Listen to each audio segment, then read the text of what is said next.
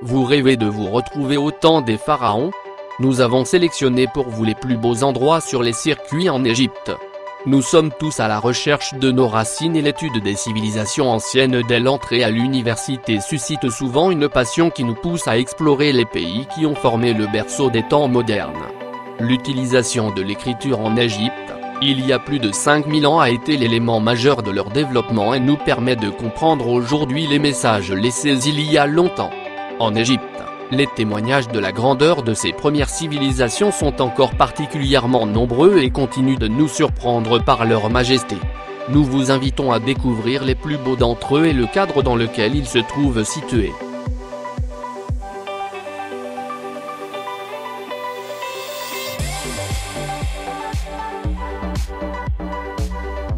Dans les années 1960, lorsque le gouvernement égyptien décida de construire le barrage d'Assouan pour réguler les inondations dévastatrices du Nil, le problème de la disparition d'un grand nombre de temples se posa.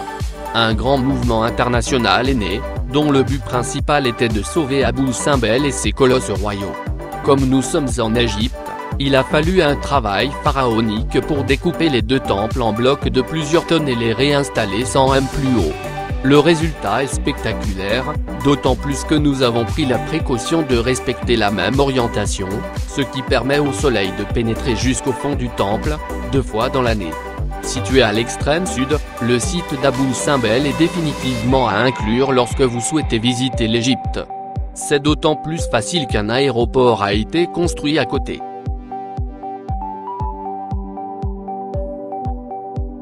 La plupart des endroits à visiter en Égypte se trouvent le long du Nil ou de la mer Rouge, mais le désert s'est également demandé.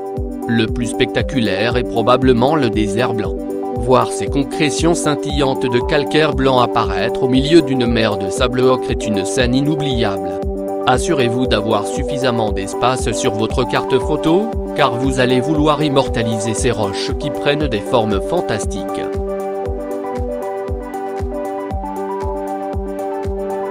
Plus qu'un temple, Karnak est un immense complexe religieux, dont la construction a duré plus de 2000 ans. La ville contenait tous les bâtiments nécessaires à la vie des serviteurs de la divinité suprême. La visite remonte dans le temps car au fil des siècles, des bâtiments ont été détruits pour en ériger de nouveaux. À l'entrée, le premier pylône s'impose déjà avec ses 113 m de façade.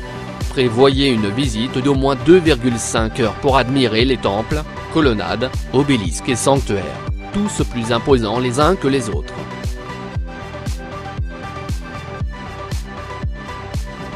Difficile de visiter l'Égypte sans passer au moins une journée à visiter sa capitale, le Caire. Vous pouvez commencer par monter à la tour du Caire, afin d'avoir une vue panoramique sur la ville. Promenez-vous dans la vieille ville, perdez-vous dans le labyrinthe du souk Khan Al-Khalili. Et passez une bonne partie de la journée au fantastique musée du Caire, où vous pourrez perfectionner votre connaissance du monde antique. Et c'est depuis le Caire que vous pourrez découvrir les pyramides du plateau de Gizeh.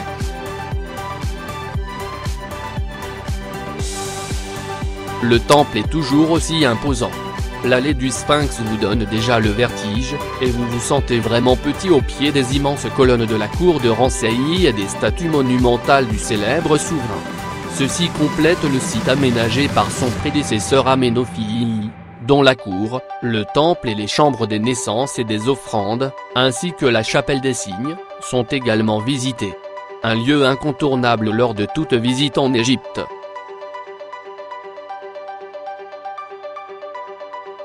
S'enfonçant dans le désert, vers la Libye, le chemin est parsemé d'oasis, relativement éloignés les uns des autres.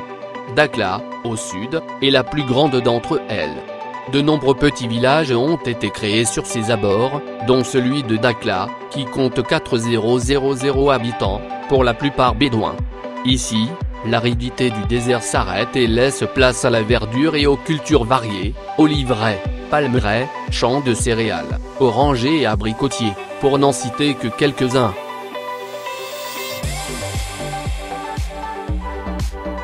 Après le sauvetage du temple d'Abou Simbel, le monde a commencé à rêver d'une opération similaire pour réhabiliter l'île de Philes et son temple d'ici.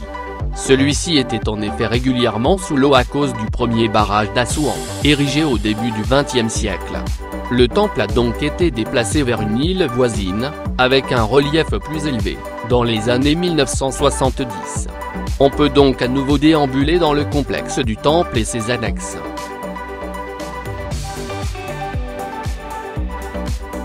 Que serait une visite en Égypte sans visiter certaines de ces pyramides? Il y en a une centaine, dont la construction s'est étendue de 2700 à 1550 avant JC, avec une évolution de l'architecture au fil du temps. Le plus ancien a été érigé à Saqqara, près de l'ancienne capitale, Menfi. Conçu par l'architecte Imhotep. Il était destiné au souverain Djosé, fondateur de l'ancien empire. C'est une pyramide à degrés, au centre d'un complexe qui comprend de nombreux mastabas, tombes d'individus, ouvert aux visiteurs et qui permet d'imaginer la vie de l'époque.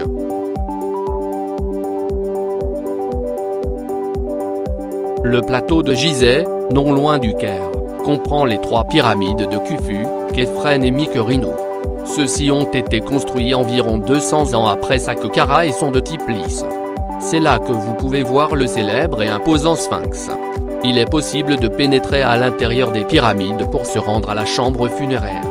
Vous devrez marcher penché dans la galerie qui y mène, mais l'impression est frappante, il ne faut pas manquer ça.